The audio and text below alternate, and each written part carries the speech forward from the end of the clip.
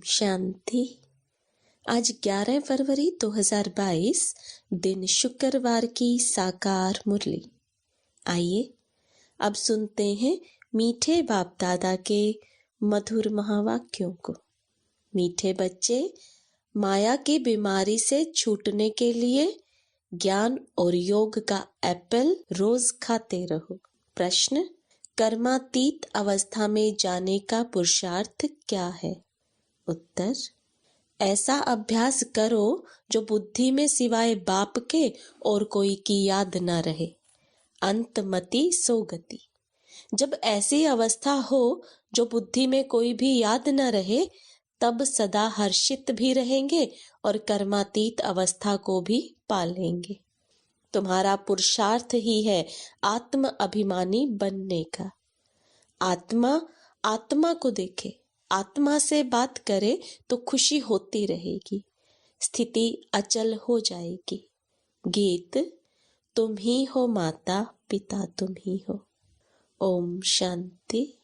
गायन तो यथार्थ है, क्योंकि सारी सृष्टि का रचयिता और फिर जिन द्वारा रचना करते हैं उनको ही कहा जाता है माता पिता। रचता कोई भी साकार व आकार को नहीं कहा जाता, रचता एक निराकार को ही कहा जाता है। अभी यह समझ तुम बच्चों को आई है, वह तो सिर्फ गाते हैं। भक्तों की बुद्धि में सिर्फ यही रहता कि बस भक्ति करनी है, परंतु किसकी करनी है कुछ भी पता नहीं। भक्ति करनी चाहिए एक भगवान की, जिसे माता पिता कहते हैं, ना कि सैकड़ों की। कहते हैं भगवान आकर भक्तों को भक्ति का फल देंगे। फल अथवा वर्षा एक ही बात है। बच्चा पैदा होता है तो माता पिता के वर्षे का फल मिलता है। बाकी यह गायन तो है भक्ति मार्ग का। याद करते हैं कि आकर के हमको भक्ति का फल दो। ज्ञान और भक्ति भी कहते हैं। भक्ति का फल है ज्ञान। बरोबर तुम अब जानते हो भक्ति कब से शुरू हुई, यह कोई को पता नहीं। ज्ञान का समय है दिन, भक्ति का समय है रात। दिन और रात सो तो जरूर आधा आधा होगा। शास्त्रों में कल्प की आयु लंबी लिखती है। ज्ञान को बहुत समय दे दिया है और भक्ति को थोड़ा समय दिया है। द्वापर कलयुग की आयु कम दिखाई है। यह रात और दिन का पूरा हिसाब तो ठहरा नहीं। कृष्ण पक्ष और शुक्ल पक्ष भी कहते हैं। शास्त्रों में यह अक्षर है। कहते हैं तुम लोग शास्त्रों को नहीं मानते हो, फिर शास्त्रों के अक्षर क्यों लेते हो? तो तुमको समझाना है। शास्त्रों का सार तो बाबा ही बताते हैं। फलाने शास्त्र में यह राइट नहीं है, यह राइट है। रेफरेंस तो जरूर देना पड़े। जैसे अब प्रदर्शनी में चित्र दिखाते हैं, हनुमान, गणेश, वामन अवतार आदि आदि। समझाने लिए दिखाना तो पड़े ना। जो बातें रॉन्ग हैं वह वर्णन कर फिर राइट क्या है वह समझाते हैं। अब बाबा की महिमा गाते हैं, शिवाय नमः। फिर लिखा है तवमेव माताश्च पिता तवमेव। नाम तो देना पड़े ना। मनुष्यों को यह पता नहीं कि हमारा बाप कौन है। कहते भी है ओ गॉड फादर। बुद्धि उधर जाती है। मनुष्य प्रार्थना आदि करते हैं तो जानते हैं परम पिता परमात्मा परलोक में निवास करते हैं। ब्रह्मा विष्णु शंकर को याद करेंगे तो बुद्धि सूक्ष्म वतन में जाएगी। फर्स्ट, सेकंड, फिर थर्ड फ्लोर है। अब मुख्य बात है बाप को भूले हैं। बाप आकर उल्हना देते हैं। तुमने हमारी कितनी ग्लानि की है। बाप जो सर्व को सदगति देने वाला है, उनकी फिर सर्व ने बैठ ग्लानि की है। भगवानुवाच है ना, यदा यदा ही। भारतवासी अपने धर्म की ग्लानि करते हैं। कहते हैं ईश्वर सर्वव्यापी है। क्या सब में ईश्वर है? तो कह देते हैं कच्छ अवतार, मच्छ अवतार, वाराह अवतार। बाप तो भारतवासी बच्चों को ही कहते हैं, क्योंकि बच्चे ही ग्लानि करते हैं। यह मुरब्बी बच्चा ब्रह्मा भी ग्लानि करता था। यह ग्लानि भी ड्रामा में नूंदी हुई थी। तब तो पाप आत्मा बनते हैं। बाप ने तो सबको पावन बनाया था, क्योंकि पतित पावन है। पावन बनाकर विश्व का मालिक बनाते हैं। बनाने वाले बाप को कितनी गाली देते हैं। जब समझाते हैं तो उस समय मान लेते हैं। समाचार भी आता है, इतनों ने सही की कि बरोबर आपकी बात राइट है। अब कहते हैं श्रीमद् भगवत गीता तो भगवान की है, श्रेष्ठ ते श्रेष्ठ मत। ऊंचे ते ऊंचे की मत भी ऊंची होगी ना। वह आकर पतित भ्रष्टाचारी को श्रेष्ठाचारी बनाते हैं। तो पहले पहले एक का परिचय देना पड़ता है। फिर बच्चों में भी नंबरवार तो है ही। बहुत बच्चे लिखते हैं, बाबा क्या करें, माया का तूफान हमको ठहरने नहीं देता है, हमको यह विकार तंग करते हैं। बाप कहते हैं तुमको इन पर विजय पानी है, नहीं तो पद भ्रष्ट हो जाएगा। शिक्षक ही अगर ऐसा कुछ काम करेंगे तो जरूर औरों को संशय पड़ेगा कि खुद की चलन तो ऐसी है और दूसरों को ऐसे समझाते हैं। विकार भी कोई सेमी होता है। सतो रजो तमो हर बात में होता है। सतयुग को सतो ऊंच कहा जाता है, कलयुग को तमो नीच कहा जाता है। दुनिया भ्रष्टाचारी कहते हैं, परंतु अपने को कोई भ्रष्टाचारी समझते नहीं है। बाप समझाते हैं इस रावण राज्य में एक भी श्रेष्ठाचारी नहीं है। समझो कोई से पूछा जाता है ऊंचे ते ऊंचा कौन, तो कहेंगे भगवान है। उनका ऑक्यूपेशन जानते हो? नहीं। या तो कहेंगे सन्यासी ही ऊंच है क्योंकि पवित्र रहते हैं, खुद भी सन्यासियों को फॉलो करते हैं, नमस्ते करते हैं, तो उन्हों से पूछना चाहिए सन्यासियों से भी जरूर कोई ऊंचा होगा। सन्यासी भी भगवान की साधना करते हैं। आजकल तो चित्र भी बहुत बनाए हैं, सबसे ऊंचा परमात्मा को ही रखते हैं। अब राम व कृष्ण के आगे शिवलिंग रखना यह भी बड़ाई है। नहीं तो वह कोई शिव की पूजा थोड़े ही करते हैं, वह तो खुद ही राज्य करते हैं। जब वह पतित बनते हैं तब पूजने लगते हैं। ऊंचे ते ऊंच निराकार परमात्मा को ही कहा जाता है।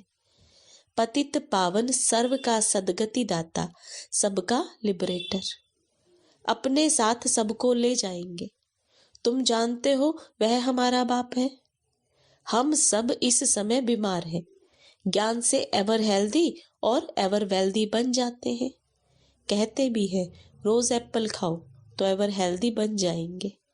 यह तो तुम प्रैक्टिकल देख रहे हो। माया ने सबको बीमार बना दिया है। अब सबको हेल्दी वेल्दी बनाने वाला एक बाप ही है। सूक्ष्म वतन में भी आत्माएं हेल्दी है, यहाँ अनहेल्दी आत्माएं हैं। फिर मूल वतन से पहले जब आत्माएं आएंगी तो सुख ही देखेंगी। तो बाप ब्रह्मा द्वारा हमको बहुत सुख देते हैं। अब विनाश तो होना ही है। इस यज्ञ से ही विनाश ज्वाला निकली है। वो लोग राय कर रहे हैं शांति कैसे हो, परंतु यह भी गाया जाता है नर चाहत कुछ और। शांति भी तब होगी जब विनाश होगा।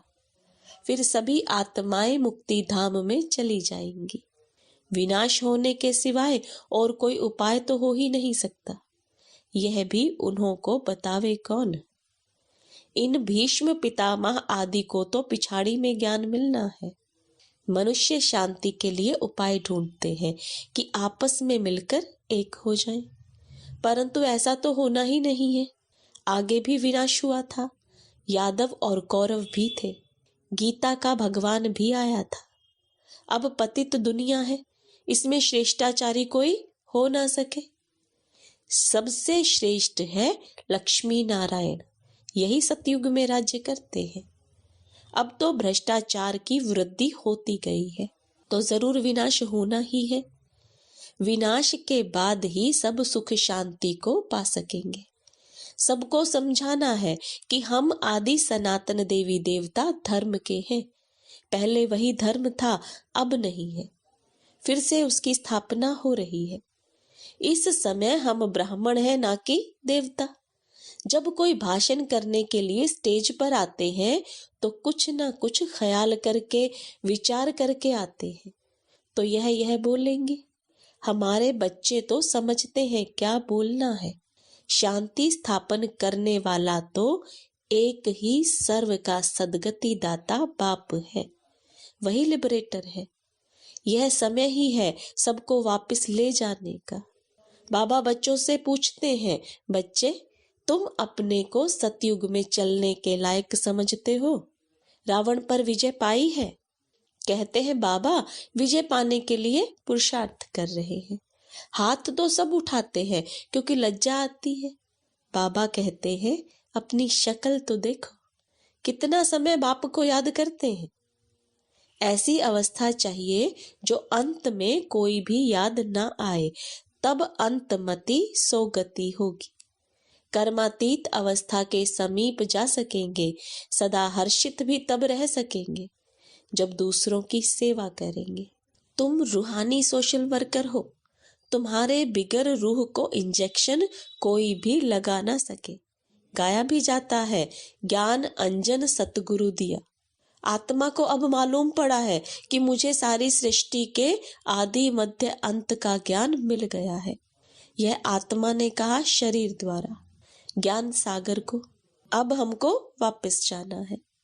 यह बहुत खुशी की बात है। पुराना चोला छोड़कर नया चोला लेना है। इस कारण नाम ही है श्याम सुंदर। तुम जानते हो हम सुंदर थे, अब श्याम बने हैं, फिर सुंदर बनेंगे। बाबा सुंदर बनाते हैं, माया रावण श्याम बनाता है। काम चिता पर बैठने से श्याम बन जाते हैं। यह बड़ी समझने की सहज बातें हैं। नॉलेज तो स्टूडेंट की बुद्धि में नंबरवार ही धारण होती है। कोई तो बहुत डल हेड है, टीचर कहते हैं पढ़ने वाले बहुत डल है। देह अभिमान बहुत है। आत्म अभिमानी रहे तो सदा हर्षित रहे। आत्मा आत्मा को देखे, अर्थात अपने भाई को देखकर खुश होती रहे। बाबा बच्चों को देख खुश होते हैं। बाबा कहते हैं बच्चे मैं आया हूँ तुमको माया से लिबरेट कर वापस साथ ले जाने। इस तन में शिव बाबा की प्रवेशता होती है। वह भी जरूर भ्रुकुटी के बीच में ही आएंगे। ऐसे थोड़े ही ऊपर से गंगा बहेगी। शिव की सवारी बैल पर दिखाते हैं। बैल की भ्रुकुटी में शिव का चित्र दिखाया है। आत्मा तो जरूर भ्रुकुटी में ही रहेगी। जो आत्मा का स्थान है जरूर वहां ही बैठेगी। गुरु लोग अपने चेले को बाजू में बिठाते हैं तो वह सतगुरु भी आकर बाजू में बैठते हैं। गुरु ब्रह्मा कहते हैं, विष्णु को व शंकर को गुरु नहीं कहेंगे। वही ब्रह्मा फिर विष्णु के दो रूप बनते हैं। गुरु तो शिव को कह सकते हैं क्योंकि सबकी सदगति करते हैं। ऊंचे ते ऊंच फिर भी भगवान है। कितना अच्छी रीति समझाया जाता है। अच्छा, मीठे मीठे सिकिलते बच्चों प्रति माता पिता बाप दादा का याद प्यार और गुड मॉर्निंग। रूहानी बाप की रूहानी बच्चों को नमस्ते। रूहानी बच्चों की रूहानी बाप दादा को याद प्यार गुड मॉर्निंग और नमस्ते। धारणा के लिए मुख्य सार, सदा हर्षित रहने के लिए आत्म अभिमानी बनना है। हम आत्मा भाई भाई हैं, यह दृष्टि पक्की करनी है। रूहानी सोशल वर्कर बन आत्मा को ज्ञान का इंजेक्शन लगाना है। सबकी रूहानी सेवा करनी है। वरदान, संतुष्टता के आधार पर दुआएं देने और लेने वाले सहज पुरुषार्थी भव। सर्व की दुआएं उन्हें मिलती हैं जो स्वयं संतुष्ट रहकर सबको संतुष्ट करते हैं। जहाँ संतुष्टता है वहाँ दुआएं हैं। यदि सर्व गुण धारण करने व सर्व शक्तियों को कंट्रोल करने में मेहनत लगती हो तो उसे भी छोड़ दो। सिर्फ अमृत वेले से लेकर रात तक दुआएं देने और दुआएं लेने का एक ही कार्य करो तो इसमें सब कुछ आ जाएगा। कोई दुख भी दे तो भी आप दुआएं दो तो सहज पुरुषार्थी बन जाएंगे। स्लोगन, जो समर्पित स्थिति में रहते हैं उनके आगे सर्व का सहयोग स्वतः समर्पित हो जाता है। मातेश्वरी जी के अनमोल महावाक्य। मनुष्य आत्मा अपनी पूरी कमाई अनुसार भविष्य प्रारब्ध भोगता है। देखो, बहुत मनुष्य ऐसे समझते हैं हमारे पूर्व जन्मों की अच्छी कमाई से अभी यह ज्ञान प्राप्त हुआ है, परंतु ऐसी बात है ही नहीं। पूर्व जन्म का अच्छा फल है यह तो हम जानते हैं। कल्प का चक्र फिरता रहता है, सतो रजो तमो बदली होता रहता है, परंतु ड्रामा अनुसार पुरुषार्थ से प्रारब्ध बनने की मार्जिन रखी है। तब तो वहां सतयुग में कोई राजा रानी, कोई दासी, कोई प्रजापद पाते हैं। तो यही पुरुषार्थ की सिद्धि है। वहां द्वैत ईर्ष्या होती नहीं, वहां प्रजा भी सुखी है। राजा रानी प्रजा की ऐसी संभाल करता है जैसे माँ बाप अपने बच्चों की संभाल करता है। वहां गरीब साहूकार सब संतुष्ट है इस एक जन्म के पुरुषार्थ से। 21 पीढ़ी के लिए सुख भोगेंगे। यह है अविनाशी कमाई, जो इस अविनाशी कमाई में अविनाशी ज्ञान से अविनाशी पद मिलता है। हम अभी सतयुगी दुनिया में जा रहे हैं। यह प्रैक्टिकल खेल चल रहा है। यहाँ कोई छू मंत्र की बात नहीं है। अच्छा, ओम शांति।